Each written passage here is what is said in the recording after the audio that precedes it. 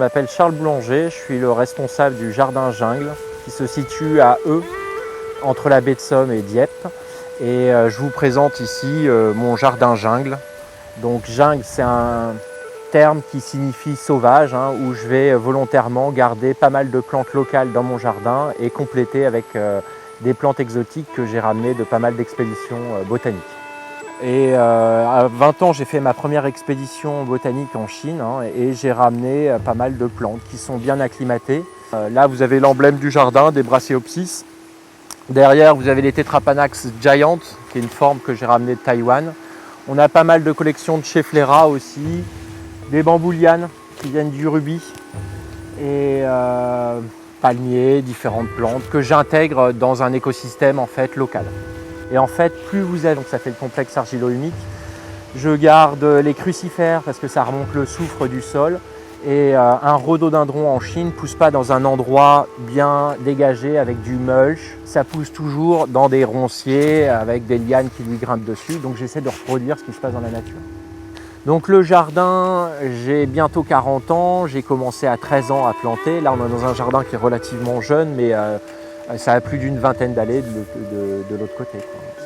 Donc on voit l'évolution, on voit les insectes qu'on ne voyait plus, on voit des plantes qui reviennent parce que je laisse de la place pour que certaines plantes puissent revenir. C'est intéressant dans l'évolution. Le but, c'est de diffuser dans pas mal de jardins botaniques ou à des collectionneurs et de conserver, parce que c'est tout un patrimoine, mais aussi conserver tout le patrimoine local, surveiller pour pas qu'il y ait des plantes qui prennent le dessus, mais il y a peu de chance sur les familles que je cultive, puisque les saisons sont inversées. Disons qu'en Chine, l'été est trempé, l'hiver est sec, donc c'est l'inverse.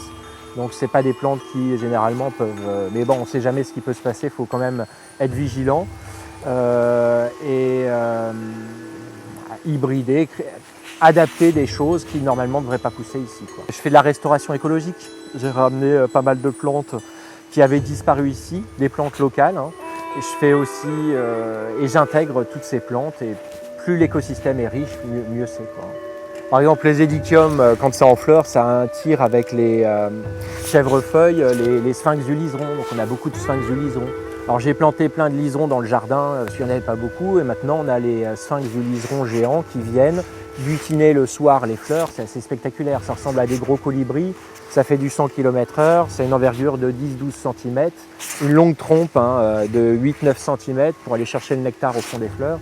Et tous ces insectes avaient tendance à disparaître. Le fait de garder des ronces, on a énormément de papillons, d'insectes, et plus c'est sauvage, mieux c'est. Les meilleurs rendements dans un écosystème, c'est toujours là où il y a plein de communautés de plantes différenciées. Le but, c'est de conserver tous ces milieux, essayer de regarder. Je m'intéresse à tout ce qui est oiseaux, insectes, et je trouve que c'est un patrimoine qu'on doit conserver. Donc c'est pas ici un jardin où on va planter 3 espèces de plantes. On essaie vraiment d'avoir plein de biodiversité et de la conserver, quoi. Avant la Normandie, il y avait beaucoup de rhododendrons, beaucoup d'hortensias. Maintenant, ça fait 2-3 ans qu'il fait très très sec. Donc je vais mettre des choses comme les passiflores qui sont plus résistantes C'est s'adapter et éviter la monoculture. Plus il y a de plantes différentes, mieux c'est, quoi. Et c'est intéressant de voir l'équilibre qui revient, quoi. On nettoie les mares, donc on a plein de crapauds accoucheurs qui chantent la nuit, ça fait un petit... Et tout ça, ça va manger les bébés limaces. On a beaucoup de salamandres tachetées, du triton alpestre, et c'est assez intéressant. Il y a un écosystème qui se régule, qui s'installe. On a de moins en moins de choses à faire. On a les grives musiciennes qui vont chasser tous les escargots des jardins, donc qui vont casser, qui travaillent pour moi gratuitement. Mais c'est vrai que quand on rentre dans un jardin, c'est un peu l'enfer de la plupart des jardiniers, parce que ce n'est que ronces, orties, liserons, sureaux, beaucoup de plantes locales, mais très très intéressantes pour la biodiversité. Et dedans, des plantes exotiques pour avoir un effet un peu spectaculaire et dépaysant.